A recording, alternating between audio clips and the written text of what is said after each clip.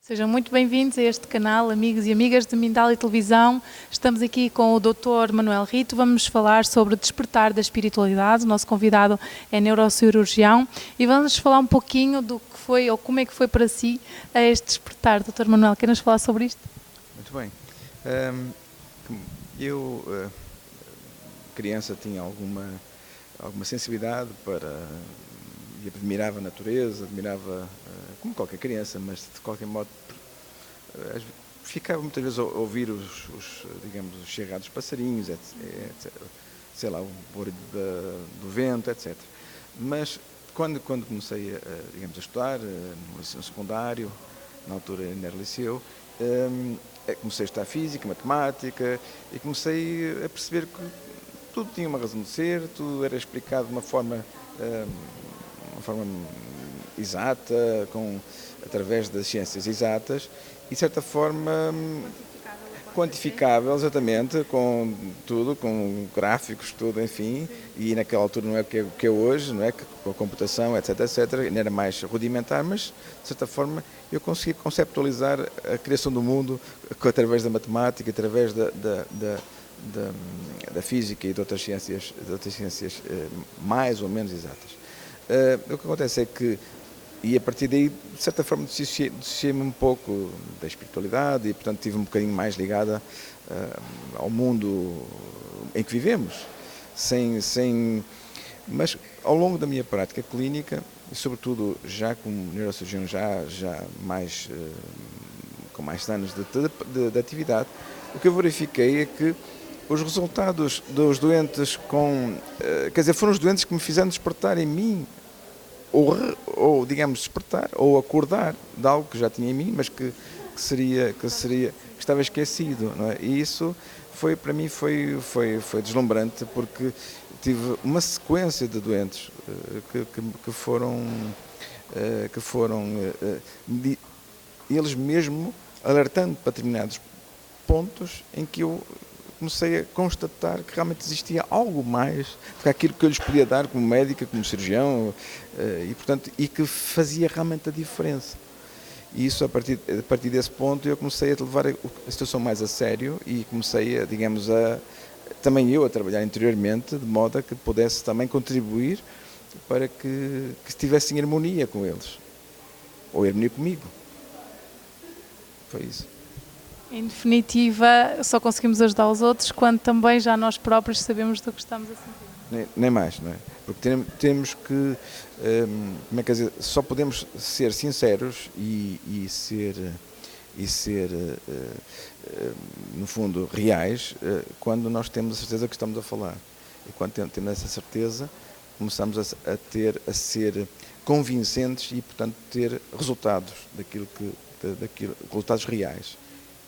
Daquilo em que acreditamos e temos certeza, que para mim não é acreditar só, é ter certeza, que é diferente, muito diferente. E é uma certeza que vem de dentro, que nós a sentimos como uma verdade. Okay. E que depois, quando olhamos para fora, ela está manifestada também noutras áreas do conhecimento, noutras pessoas. Exatamente. Essa é que é a grande beleza, é que realmente começamos a perceber que tudo encaixa e tudo tem uma razão de ser. E essa razão de ser pode ser matematicamente explicada, só que é demasiadamente complexa e demasiadamente tem diferentes níveis de atuação, consoante como é que é de explicar? É a situação mais complexa. E, portanto, não é tão linear, mas tem diferentes patamares. O que isso é extremamente fascinante. E dessa forma, quer dizer, aplica-se a toda a gente, porque somos todos pertencemos todos ao mesmo, e, portanto, temos todas essas ferramentas, só que nem todas as pessoas estão ou preparadas ou ainda não conseguiram encontrar o seu equilíbrio interno. E isso é que é o grande segredo. É o grande segredo para se conseguir chegar digamos, a essa consciência maior.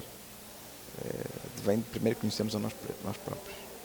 Ou seja, O médico precisa também se conhecer ele, conhecer os seus limites e conhecer a si próprio para poder ajudar o doente, porque se isso não acontecer, não há uma equipe perfeita, porque o doente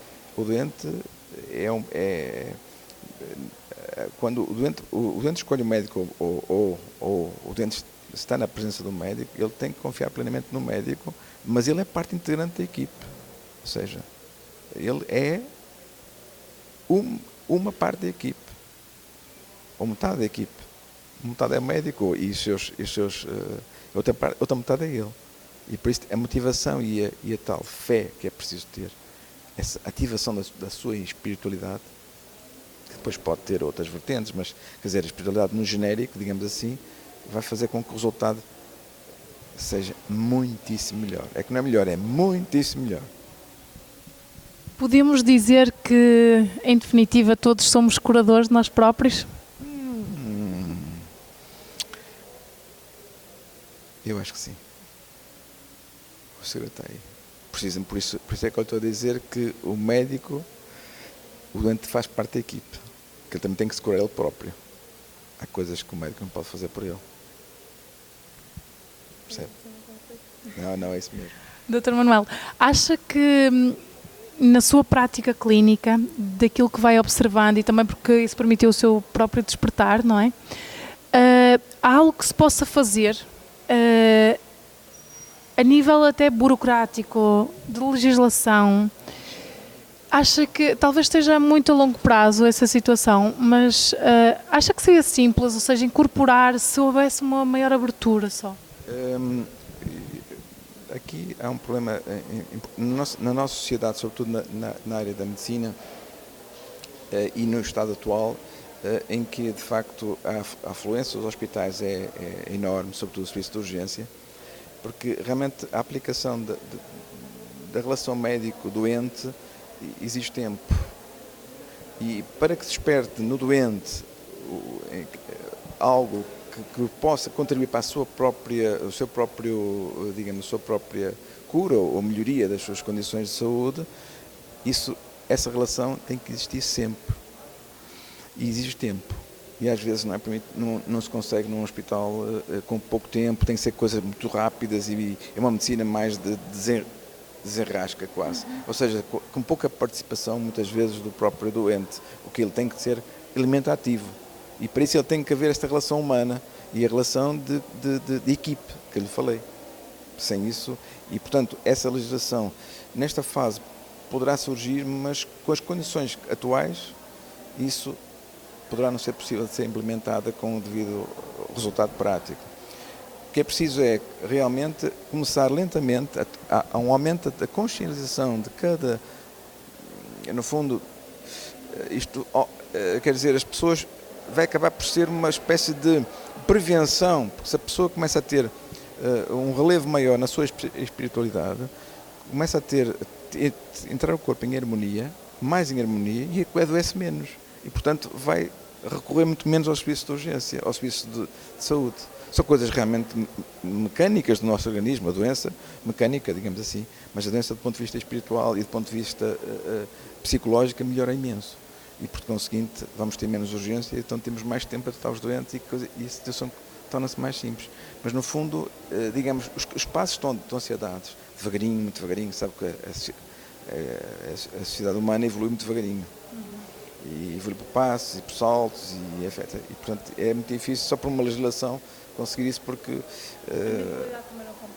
exatamente, também é um pouco isso, não é? Porque isso também é verdade e portanto isso não é por decreto. Por decreto. Por isso, quer dizer, poderá com as novas tecnologias como a computação, como com a inteligência artificial e essas coisas todas, lá está a parte científica a entrar em força, mas, como eu disse, a ativação dos mecanismos de autocura que o doente tem, que todos nós temos, não é o computador que vai fazer. Tem que ser humano para humano. Ou seja, por isso, os médicos não tenham medo que não vão ficar desempregados, porque eles vão ser, os médicos e os profissionais de saúde, vão ser veículos da transmissão, digamos assim, desses mecanismos de melhoria para os doentes. Até porque os médicos já são curadores. Sim, por definição, não é? Por definição. Por isso, repara uma coisa interessante, isso repare, na simbologia médica e antiga, não é? Há o caduceu, que é duas cobras, não é? Que significa o equilíbrio. Há um bastão e o caduceu, que no fundo tem duas cobras, não é? No símbolo médico, o que é que tem? Tem um bastão só com uma cobra. O que é que significa isso? Que ele vai equilibrar algo que está desequilibrado. Há lá uma cobra do outro lado, mas que é preciso meter, está a ver? O equilíbrio. Falava também daqueles casos clínicos que teve, que no fundo o levaram a despertar. Quer partilhar connosco assim de forma prática algum, se não comprometendo a ética profissional, obviamente? É assim, de facto, quando o doente é, de certa forma, tem uma doença grave e é uma pessoa que pelas suas características, porque realmente é assim, a informação que é dada ao doente tem que ser de acordo com a sua cultura, com a sua abertura de mente, e isso, digamos assim, para ter eco, no fundo, tem que ser dada uma informação que seja adaptada ao doente. E essa informação, digamos assim, em situações de graves, como aconteceu com alguns doentes meus e de todos os meus colegas, não é? Que à partida perdidas, mas com uma ativação inicial, antes de começar o tratamento do doente, uma ativação inicial e com digamos, um aumento de fé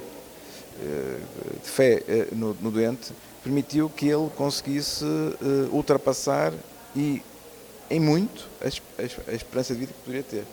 Porque, de facto, digamos que houve uma ativação interna que ajudou a combater a doença.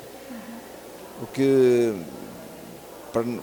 para nós é extraordinário, por um lado, e com muito poucos recursos, porque no fundo é o próprio doente também que entra em equilíbrio e consegue ele mesmo combater a doença sem grandes gastos para a saúde pública.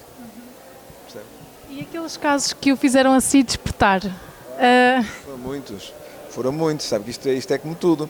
Isto é como quando a pessoa faz uma caminhada, não é? Começa a reparar num pormenor, começa a reparar no outro, começa a elaborar um... Mas houve assim algum marcante que foi aqui...